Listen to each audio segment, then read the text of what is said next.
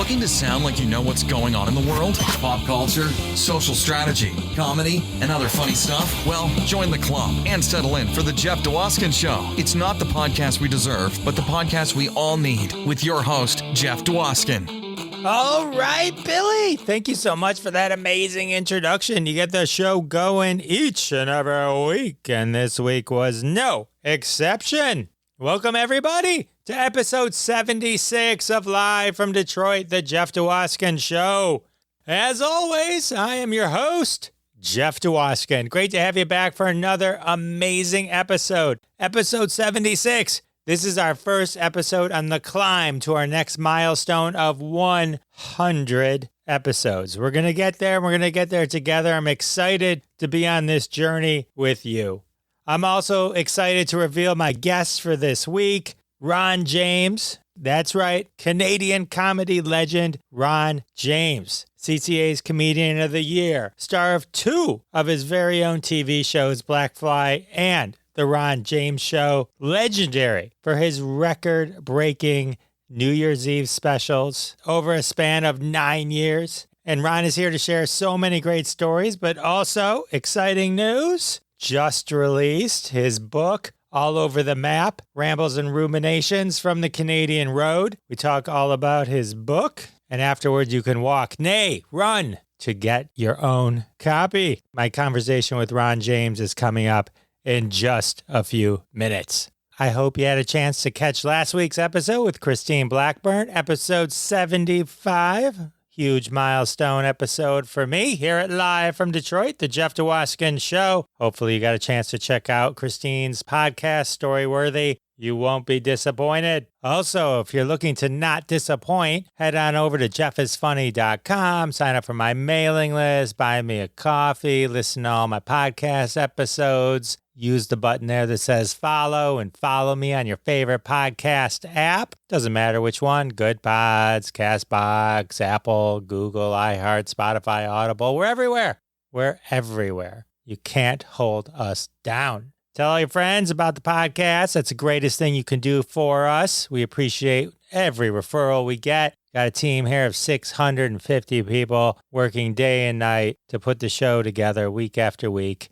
And we all appreciate your support. Tweet at us at Jeff Dwoskin Show. Instagram at us at Jeff Dwoskin Show on Instagram. Love to hear from you. If you listen to an episode, if you comment at us, we'll comment back. We love hearing from our fans. Also, don't forget to follow me on YouTube. We live stream our show Crossing the Streams every Wednesday, 9:30 p.m. Eastern Time on Facebook, YouTube, and now the Fireside app, so you can follow us there. It's very cool, interactive. We talk about TV shows you should be watching. So I know you're always looking for something to watch. This is the show for you. If you hop on Fireside, if you have an iOS phone, if you have an Apple phone, you can actually come on stage and talk to us about the show we're talking about or pitch one of your own. Super fun stuff. So check that out every Wednesday, 9:30 p.m. Eastern Time. Best way to keep up is follow me on YouTube at The Jeff Dwoskin Show on YouTube. While you're on YouTube, you can check out the 40-plus hours of previous episodes of Crossing the Streams. Lot there for you, folks. Lot there for you. And now it's time for the social media tip. This is the part of the show where I share a little bit of my social media knowledge with you, a little 411 I picked up on the street. Today's tip, hashtag consistency. Do a little research when you're using hashtags. Hashtags, as you know, I'm a big fan. We do a little hashtag roundup at the end of every episode. Look for that in today's episode as well, after the interview with Ron James. But specifically, I want to focus on when you're live tweeting a very specific event or show. Use the hashtag that everyone's using. Don't make up your own. So many times, like if you're watching the Emmys, they'll put on TV, Emmys 2021, and then people will do Emmys or the Emmys, and everyone's using a different hashtag, which means you have all these different conversations flying around. Use the one that's the main one, and that'll give you the most visibility, because when people click on the hashtag, it's a search of those tweets or posts on Instagram, and that's where you want to be. And that's the social media tip. I hope you enjoy the tips. If you listen to all the episodes and string them together, you'll get one giant repository of social media tip amazingness. So definitely dive into every episode.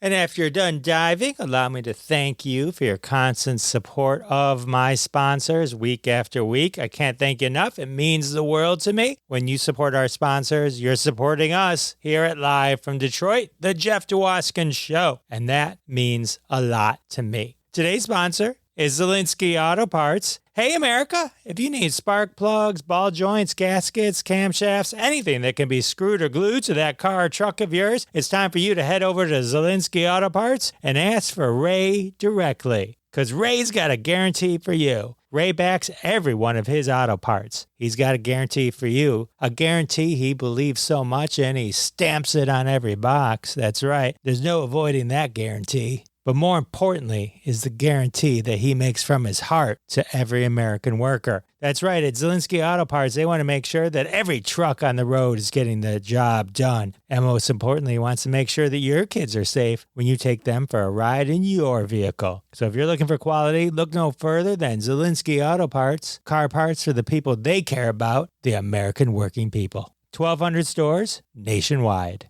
So I hope that helps you. There's always that one person out there going, oh, I needed auto parts. Oh, this was great to hear. Just tell them you heard about them from Live from Detroit, the Jeff Dwoskin Show. All right, well, without further ado, I think it's time to share with you my amazing conversation that I had with Canadian legend and comedian, author, Ron James. You're going to love it. Enjoy.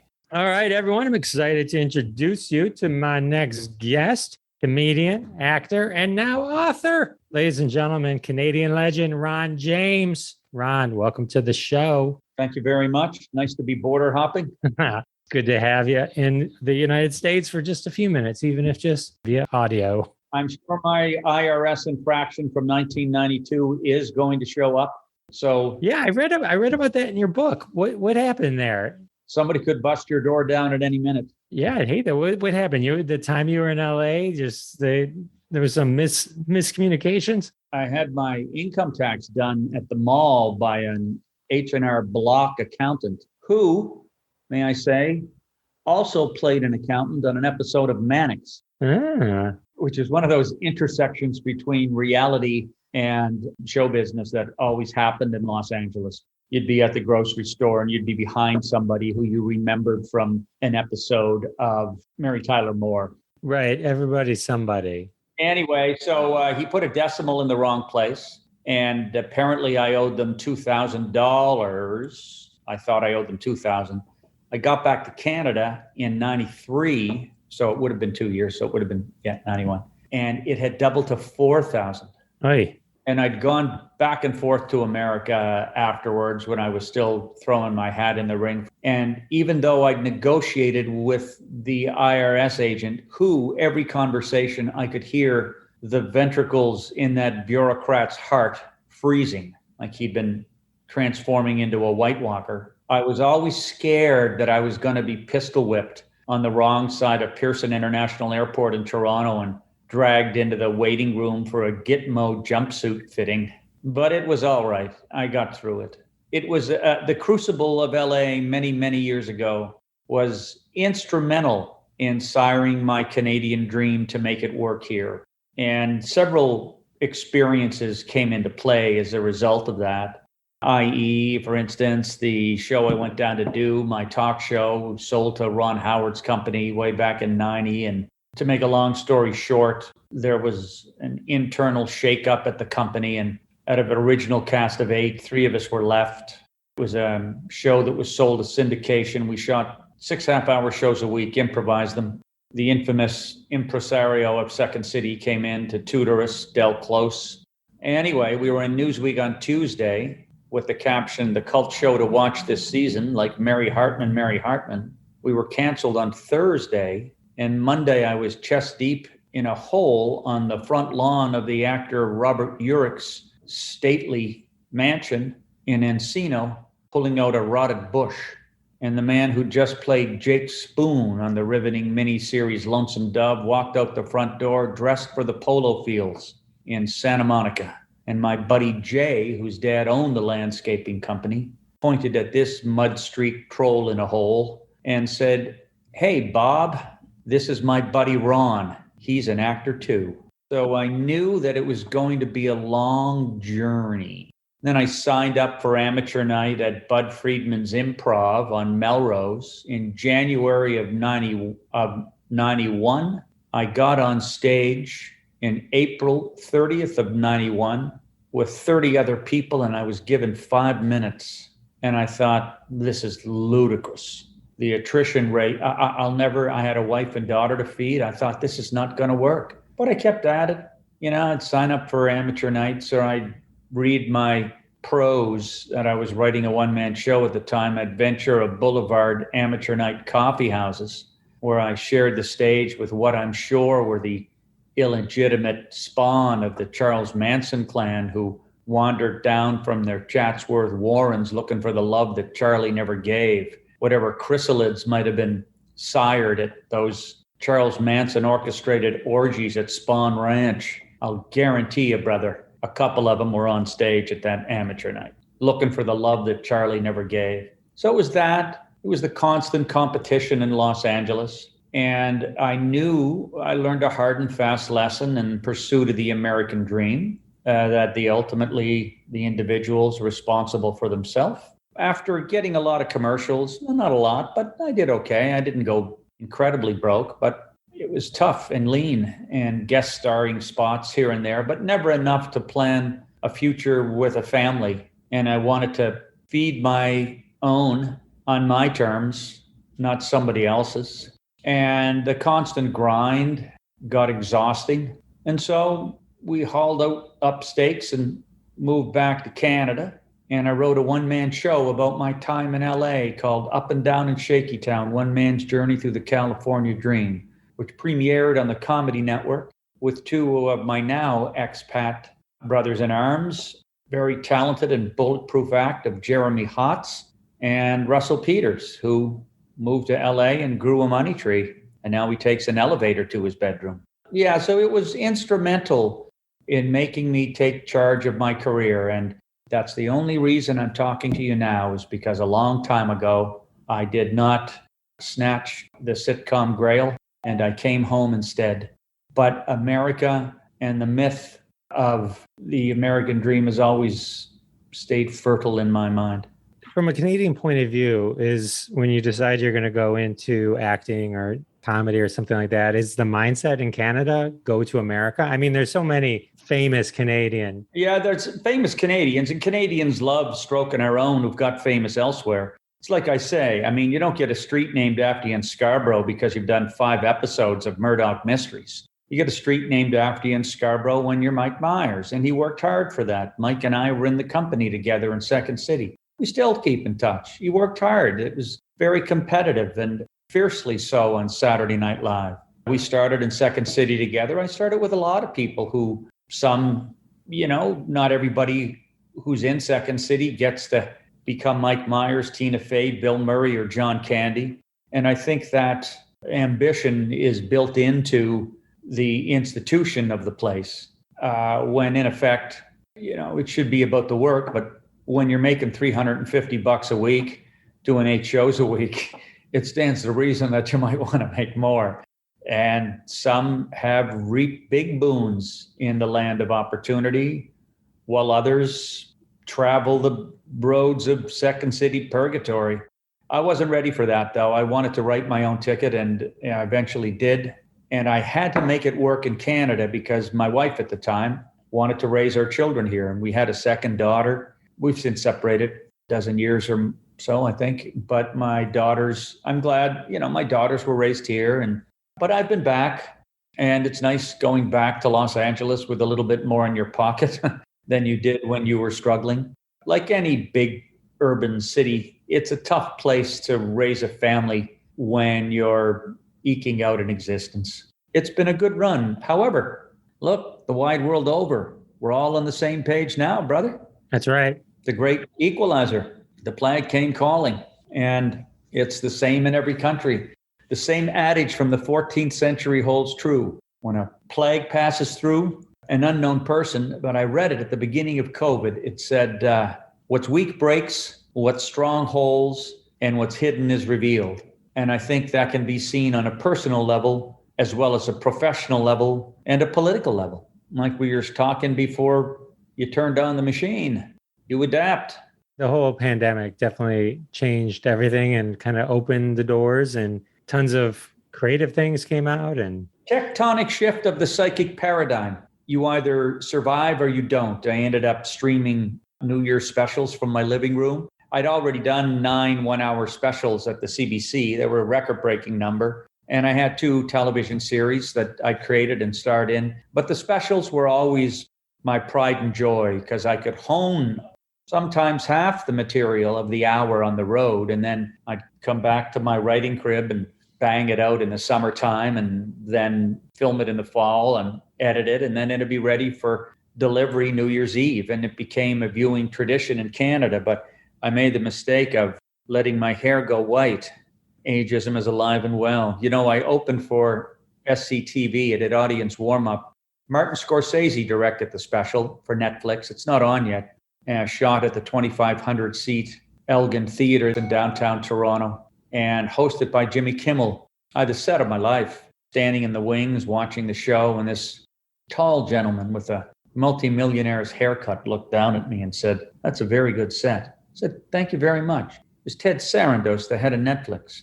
I said, "Thank you very much." I said, "You've seen a lot of great comedy." He said, "Yes, I have, and that was a great set." Well, I chased the head of Netflix down for weeks on end and never heard back. And I came to the conclusion that, yes, age is only a number, but in television, that number has COVID.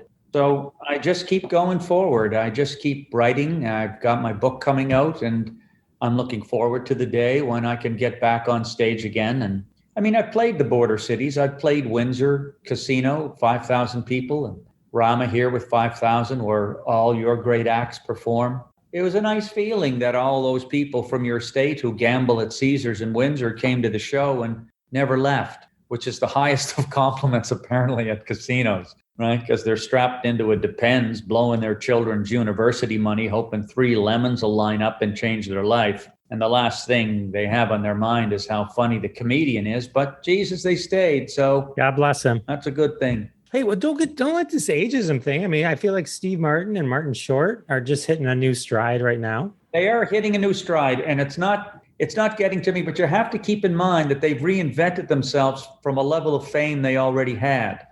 And I'm not trying to negate. I mean, I feel healthy, exercise all the time. But when you're recreating yourself, Steve Martin was a galvanizing influence as a stand-up of his generation. His films were wonderful. His stand-up was wonderful. I remember when he and Robin Williams what a great time it was in the late 70s to be a kid. I mean, to be coming into an interest in comedy. You had Saturday Night Live with Belushi and Aykroyd just killing it, right? And Gilda was on then. And then Robin Williams appeared in 78, I think. And it's, wow, where's this cat coming from? And Steve Martin was there pushing the parameters of what had been traditional comedic structure. George Carlin was still there. Years later, I even discovered Billy Connolly. And so there were a lot of people. And of course, when I was 15 or 16, I had the Richard Pryor replacement show in the summertime and Jonathan Winters in a room with boxes of hats and a rocking chair in front of a locked off camera. It was remarkable television. And Marty, of course, with SCTV, it's incredible that man's fortitude, resilience, and longevity. Hugely talented. So for them to recreate themselves in their elder years, I think Marty's 72 and Steve Martin is 74, isn't he? It's hard to know because Steve Martin's always looked this age. He has, but they're Tony Award-winning totemic individuals in the comedic pantheon. The correct thing, too, is they were famous in America. Celebrity is an oxymoron in Canada. It's why Scientology never really caught on here, right? Because you don't have a gone clear deity like Tom Cruise espousing the virtues of Xenu, who dropped his people into an active volcano 10 million years ago from DC-9s. Just not gonna, no Canadian is gonna join a cult because somebody from CBC television told them to. But when you've got that level of status, I'm sorry, you're not a Scientologist, right? No. Anyway, it's just one of those things. It's hard to explain, and it sounds when you explain it that, you're just bitter. I'm not bitter. I'm happy. I'm just a realist.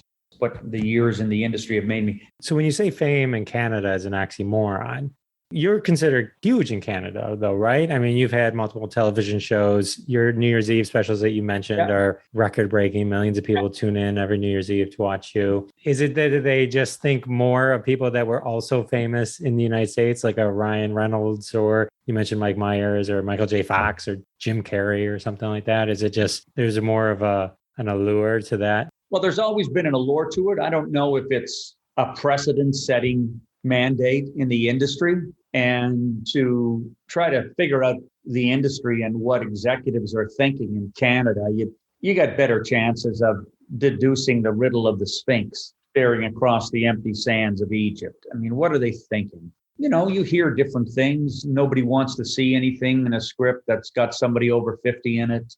CBC is notorious for nepotism. Oh, you've got a show on the CBC? Oh, well, we know who you are. We'll give you another one. Where other people who make those pitches don't get that opportunity. You know, it's like Del Close used to say all the time, if you're in show business, don't expect justice. There's always these complexities and Machiavellian minefields you have to negotiate, and whatever gatekeeper is minding the door, who likes you, who doesn't. These myriad numbers of opinions, which was, truth be told, bro, it was my motivation to blaze my trail across the big wide open and start playing theaters by myself. You know, I booked my first tours around the frozen lip of Lake Superior in the dead of February. I was dodging logging trucks whose ass ends swayed into the side of my road on 2-lane roads way up smack dab in the heart of the Canadian Shield, scoured granite hard by retreating glaciers. You'd swear they just left yesterday. And it was an epiphany. And that's what really gave me such joy and really poured the foundation for the specials to come, was stepping beyond the myopic perimeter of the big smoke, which is the vernacular for Toronto, and booking myself everywhere and anywhere but a club circuit, because it was very lean in Canada. You know, it's one of the things about New York, for instance. You can throw a stick and hit half a dozen clubs in a mile radius, can't you? Yes. I don't know what it's like in Detroit, but anyway. And I had to start making a little bit more money than the clubs would pay, because I had 2 kids now and a mortgage now, and I did. And it made all the difference in the world. I took the road less traveled, to quote Robert Frost. That's what's been so bittersweet about the pandemic, is we haven't been able to. I stepped off stage in Hamilton, the sister city to Toronto, around the corner of Lake Ontario, what we call the Golden Horseshoe. We had 2,000 people in the theater that night, March 7th, 2020. I stepped off stage, and other than a gig in Newfoundland, and the most magical place in the world, by the way, if you ever get a chance. If you don't leave that rock in the middle of the North Atlantic with a smile on your face and a spring in your step, there's not a medication in the world will put one there. So it was nice to be on stage in front of a smaller audience and stuff for a writers' festival. But for the most part, like you, like everyone in my tribe of solo acts, our tribe of solo acts, we've tried to survive by hook or crook, you know, make the most of it. No, I hear you. It's interesting because, like, of recent, Schitt's Creek, also with the Second City alums, Eugene Levy and Catherine O'Hara. Brilliant show. Eugene Levy, you know, I used to do, when I was on stage at 110 Lombard Street, they would invite me to do some roles on the series. I show up from time to time. I remember one particular day, it was a modeling of the night that we were doing. And Eugene Levy was in the chair at 7 a.m, getting Henry Kissinger makeup put on him. I watched him. He came in talking like himself, man, a few words, and he began working on the accent. And then later in the afternoon, he began working on the slur, because he had to play Henry Kissinger as drunk. And then Kissinger gets angry, but he's angry, laughing drunk. And Marty Short was working on a scathing imitation of Howie Mandel. And I remember watching him as a kid, and I had to play some kind of character. Oh, forget he didn't talk like this, something like that. We were just guests on the panel. And I remember thinking, these people are consummate professionals who will settle for nothing less than perfection. There wasn't a moment that wasn't delivered with absolute conviction to the craft. Yeah, they're incredible. The SCTV, I remember watching growing up, and Eugene Levy, all of them, John Candy, Martin Short. And Kimmel was very deferential when he hosted the night at the Elgin. I hope it comes on pretty soon, on Netflix. I don't know why it hasn't, but anyway, he was very deferential. And you don't think, going up to Magder Studios, when I was being asked to be on the show, it's like, oh, wow, I got rent covered. Bonus. I got a paying gig. Nice. Something to supplement the $350 a week I'm getting paid for being on stage at the Fire Hall. So many years ago, of course. But what's great about those early days, when you were in the company of those people, you knew that there was a higher standard than just a cheap joke. You knew that there was a standard to the art form that one could aspire to. Not all of us are going to thread that needle, but at least there's something to aim for. When I began to find my voice, which took a long time, once I did get comfortable in my own skin in front of that solo spot, I had the time to reflect back on those early days and go, oh, yeah, this was something I assimilated. This was a standard I assimilated.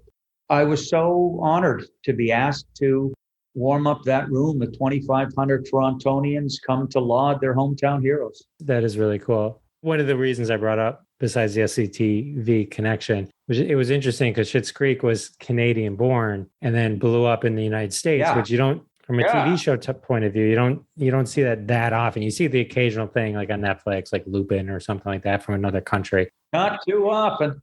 You can count on one hand, right?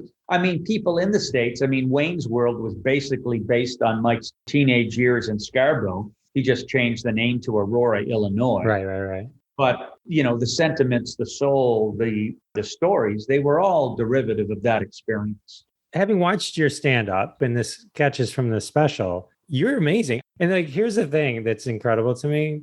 Tommy Boy, your role in Tommy Boy, right? So the cop that, they're in the bank, right? And everybody brings up Tommy Boy, man. It's amazing. It's been 20 years since I've done that. Here's what's amazing about it, if I may just compliment you for a second, is a lot of times when you watch something and it's funny and you go back and then years later you go, oh, that was that person. And you're like, oh, yeah. And you go back, maybe you look and you're like, or I'll be doing being prep for this podcast and I'll see, oh, they were in this thing. I go, oh, yeah, I saw that episode. Oh, yeah, that was them, wasn't it? I didn't have to go back. I literally remembered that entire scene and then the cutback scene where you're explaining.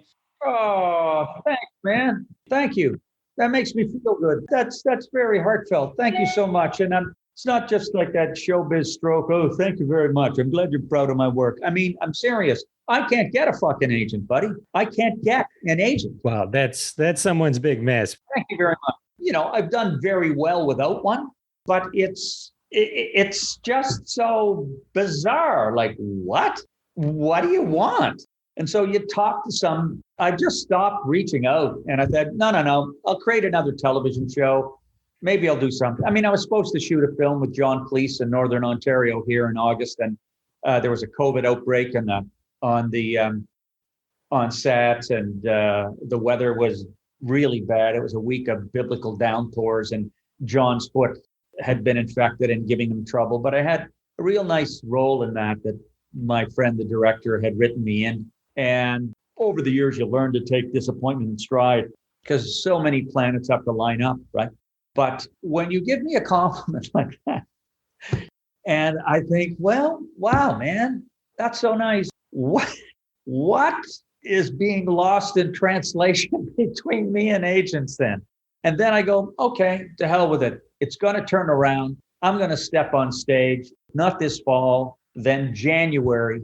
And I'm going to fill these theaters again and channel the life force and make my living and maybe someday be able to help my kids get a down payment for their houses in a city where they can't afford it and just follow my bliss, right? Follow my bliss. And that's all I've done. And it used to depress me that people wouldn't see my potential.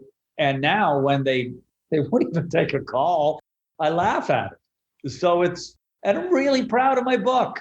It is. Sometimes I think, we'll get back to your book in a second, but and because you definitely should be proud of it. And it's great. It is, I don't know, I think you should just keep calling that Netflix guy every day because everyone's calling him, right? You got to break through. You got the talent. It's like you're like this triple threat, whatever number threat. Thank you. So yeah, Thanks. I would just kind of keep going there. You know what? You have to have somebody who has influence making the phone call on your behalf. That's it. It's like when you were a kid trying to get a summer job. Hey, this guy works for the highways. He'll get you on. Your next door neighbor worked for the highways, right?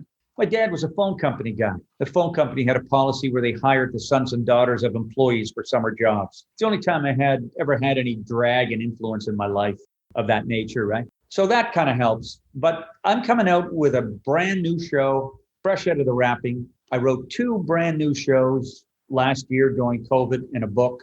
So I've stayed productive. I've stayed creative. And when I can hit the ground running again, I'm going to be ready. Awesome. The book, so everyone can look it up, is All Over the Map, Rambles and Ruminations from the Canadian Road.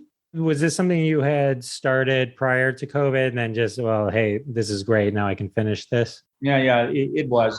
For your listeners, there's an awful lot about America in it as well. There's a great deal about the business, my experiences in Los Angeles, the influence of the American dream.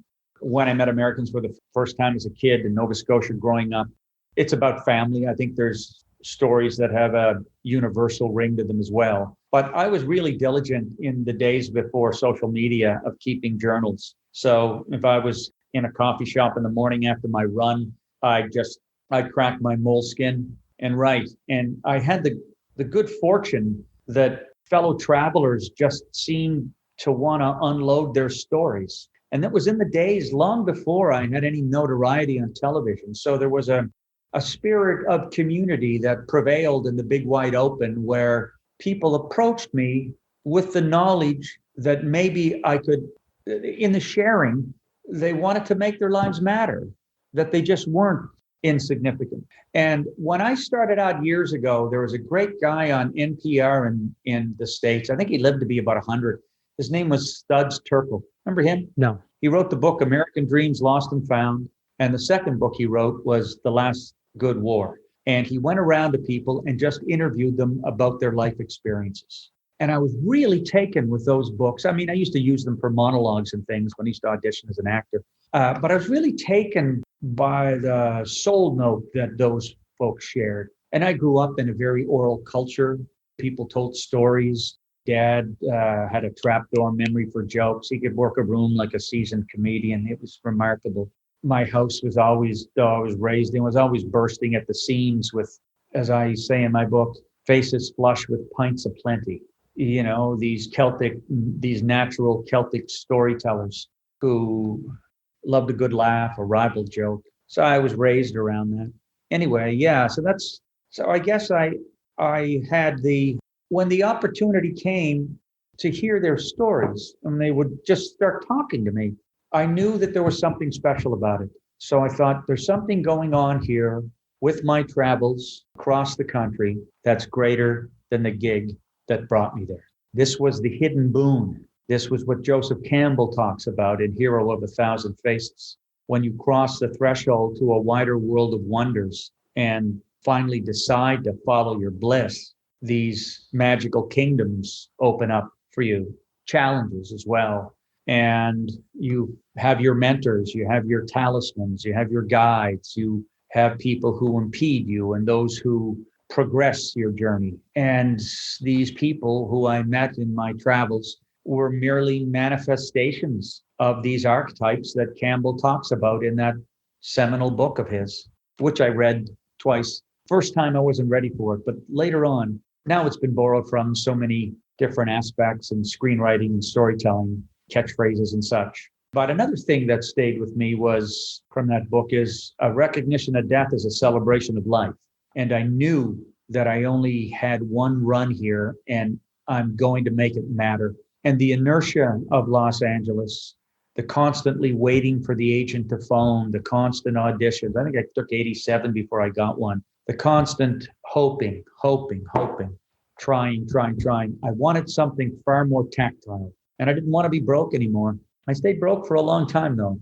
And I'm not a rich man, but I'm comfortable and I like that. And, or I liked it until I had to dip into my credit line during COVID. I think a lot of people did. Yeah, I think so too. So that's great. It's interesting when you say death is a celebration of life, because I think a lot of times people hear that and they think about it as someone who's already died. They don't think of it, which is how I think you just meant it, which is I'm going to live so that when I do die, Yes. they'll celebrate this right now. Yeah. I mean, initially, when you say the phrase, it can sound morbid, but it just means that it's time to make it matter. The older you get, the more you have to motivate for that, because absolutely, you want to sit down and watch the river run, right? You want to put the fishing line in there and maybe not off by the tree, to borrow from the Rockwellian tableau. But I think it's crucial to stay engaged. And to get back to Marty and Steve, look at them. They're doing it. They know that working is what makes them happy. Carl Reiner, busy till he was 90. Right? Yep. It's in our blood. Mike used to tell a story about being at the Friars roast down in LA. I forget who they were roasting. Was it Sinatra? Somebody like that. But Sid Caesar was sitting in a chair and his handler was beside him, or his nurse, practically drooling on the table, really old. She wheels him up to the stage. He can barely make his way up the steps. As soon as he steps in front of that spotlight, he kills. He kills. And Rob Reiner, I still remember Rob Reiner that night, just lauding him. Look at him. Look at that fire in the old dude's belly. It's incredible. It's like seeing Rickles at Just for Laughs. He hosted my gala set years ago, and he was 70 at the time. And he walked through the theater with his theme music, and it was like a matador entering the ring. It's just magnificent. I was doing a bit in those days about camping's fun in the daytime. As soon as the sun goes down, though, everything that eats meat wakes up. I was pretty safe. I camped beside some Germans. God bless them, with their accent will scare anything. Ich bin lieben der Ausende Unst. Ich bin lieben der Schnell. Achtung, der Rausende aus der Schliebende. Ich bin lieben der Eastern stuff. Rickles is backstage dying. I come backstage, and an agent in Toronto goes, Rickles was laughing at your set. I went, what? Anyway, I see him. He's coming toward me. Grabs me by the cheeks. He goes, that was a great set. I couldn't fucking believe it, right? It was a great set. This cherubic little face. And he goes, how old are you? No, he says, I didn't get my first break in show business until I was 40 years old. Kelly's Heroes. How old are you? I said, 42, sir. And his look changed from happy to the kind of face you'd give a widow standing in front of her husband's closed casket. And he slaps me on the face and says, you're finished. Anyway, so I go, I knew he was kidding me, but anyway, he's in his room afterwards. And I said, look, I want to get Rickles to autograph my poster. Anyway, there's a guy shorter than me, which I always find incredible. Anyways, a guy shorter than me, he goes, how you doing? Used to be Frank Sinatra's stage manager. Come on, I'll take you back to see Don. Come on, follow me. So he's got the walk of someone who used to, who knows how to walk through a casino. That's why I love that. I love that shot with De Niro and Rickles in Casino when they're just walking through. I read a biography on Richard Pryor, and this comedian said he knew how to walk into a club. Conviction, messianic mission. This is where I belong. Boom, right here. Anyway, so I go into the dressing room, and Rickles writes on my poster, funny is as funny does, and you are. That's amazing.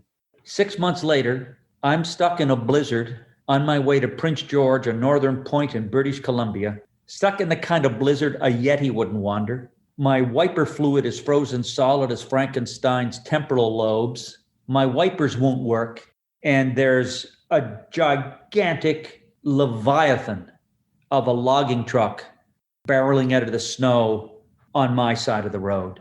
And that's the phrase that I use to keep me going. I turned off, felt the sickening give of the wheels on the soft shoulder, and I made my gig. But that's what you have to believe. Funny is as funny does as you are there. And there's a lot of people who'll tell you you're not. Like agents not returning my phone calls. You can deduce that as you don't matter. Sorry, beg to differ. I do.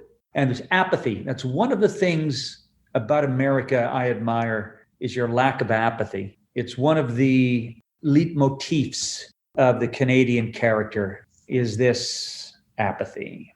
And past political parties have capitalized on it. And I think it's changing, though, of course. A little more Trumpism. That disease has kind of spread north somewhat. We'll see if it has any legs. There used to be a saying that there's no such thing as a bad meeting in Los Angeles. It's like when I talked to Jeff, who set up this interview. I went, oh, wow, man, it's great talking to Americans. You guys make me feel bulletproof. And they understand talent. And here's the other thing, too. And I may be incurring the wrath of whatever people are listening from Canada, but I think a lot of Canadian comedians would agree with me, is our art form is paid lip service in this country.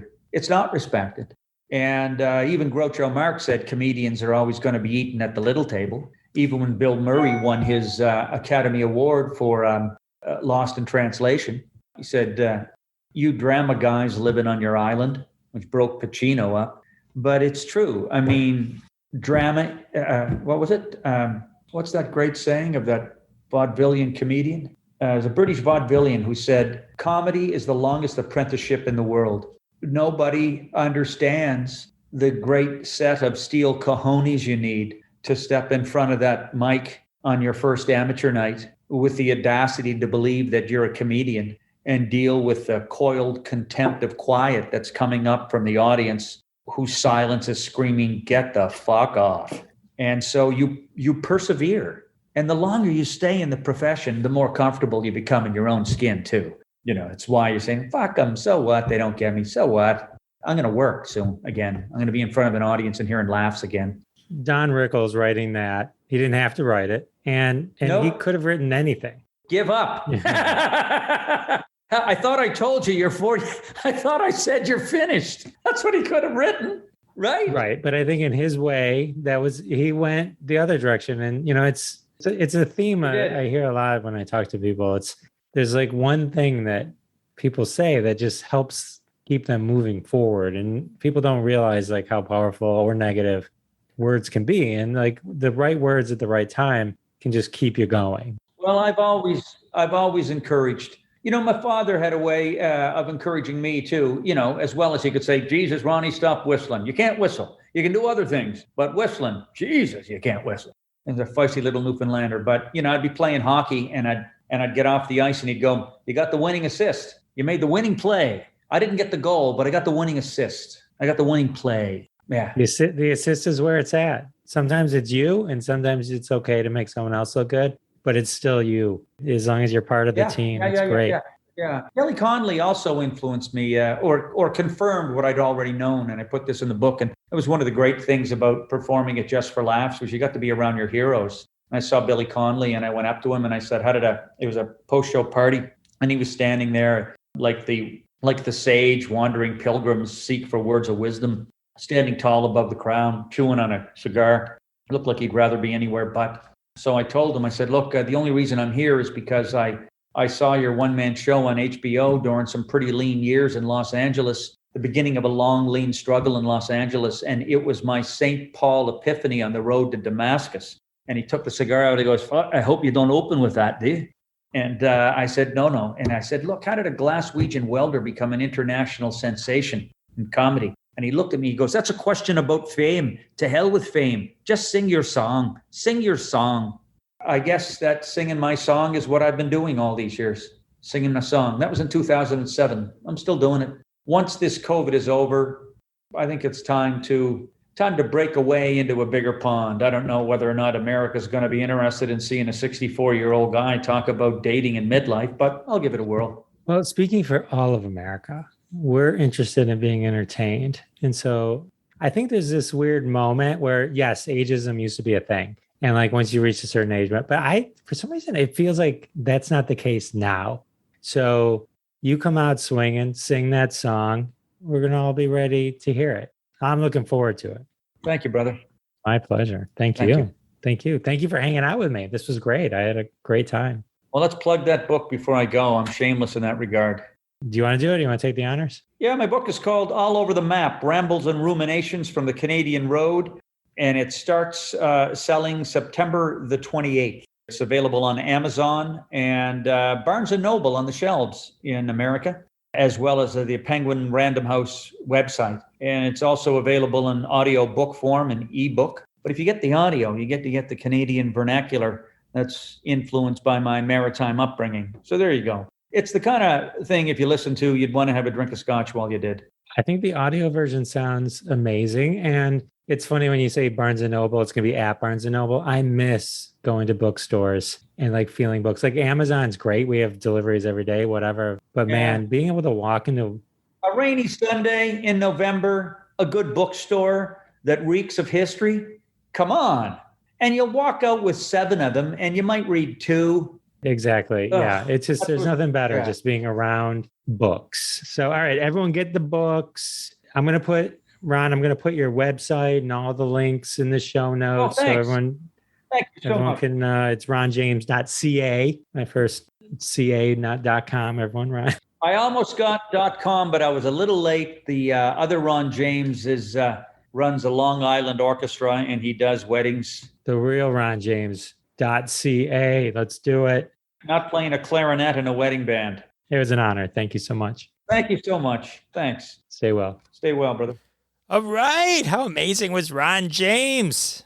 So many great stories. It's always great to talk to a legend. Definitely get a copy of his book. It's great. All over the map. Rambles and Ruminations from the Canadian Road. All the ways we mentioned in the interview. I'll put links in the show notes. You know where the show notes are. Just go to jeffisfunny.com or any of the platforms, and the show notes are all there with links so you can get to it really quickly. Well, with the interview complete, that can only mean one thing. We're nearing the end of the show. We're almost at the end of episode 76. Can you believe it? I can't believe it. Time just flies when I'm having fun with all of you guys. I know, right? But it's not over yet, right? I mean, because we still got one more thing to do. We still have a trending hashtag from the family of hashtag games at hashtag Roundup to go over. That's right, hashtag Roundup. Follow hashtag Roundup on Twitter at hashtag Roundup. Download the free hashtag Roundup app on the Apple or Google Play Store app stores. Play along with us, and one day one of your tweets may show up on a future episode of Live from Detroit, The Jeff Dwoskin Show. Fame and fortune await you. To celebrate having a Canadian legend on my show, I went to one of our weekly games. It's a Canadian-based game, Moose Chuckle Tags, and their Canadian hashtag Canada's Guilty Browser History. Had to theme the hashtag with Canada. Sorry, not sorry. So,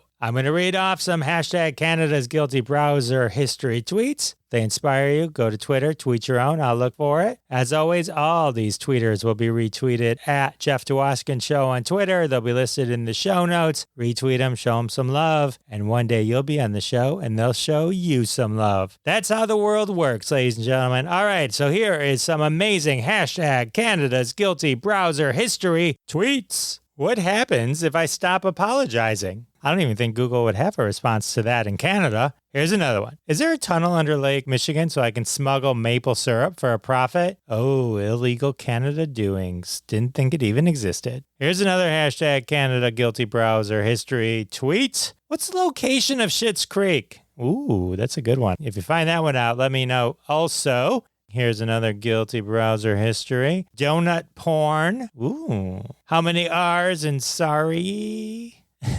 What if I don't like apologizing? Ooh, it might come back. Are you sure you're Canadian? All great hashtag Canada's Guilty Browser History tweets. Examples of things that Canadians would find in their browser history that they would feel super guilty about. How to explain the metric system to Americans. Ooh, you're so kind to even want to explain it to us. Is it weird that I don't like strange brew? That might actually get your Canadian citizenship revoked. And finally, the most guilt-ridden Canadians' browser history will have this. How to call the Mounties on your downstairs neighbors. Oh, Canadian Karens. They don't really exist, do they? Oh, man. All right. Well, those are some hashtag Canada's Guilty Browser History tweets. Definitely, if you see some Canadians looking guilty, they may have those in their browser history. So definitely check for us. Report back, and we'll be waiting to hear from you. Well, that's it. That's the end of the hashtag. So that means it's the end of the show. How did episode 76 end so quickly? I don't know. It was so exciting, and now it's over. I guess we'll just have to look forward to episode 77. I guess if you haven't listened to all 76 episodes of the podcast, you can catch up. So much to do.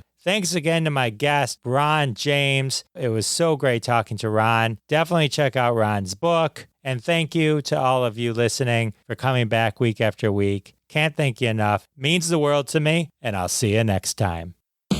Thanks so much for listening to this episode of The Jeff Dwoskin Show with your host, Jeff Dwoskin. Now go repeat everything you heard and sound like a genius. Catch us online at thejeffdwoskinshow.com or follow us on Twitter at Jeff Dwoskin Show, and we'll see you next time.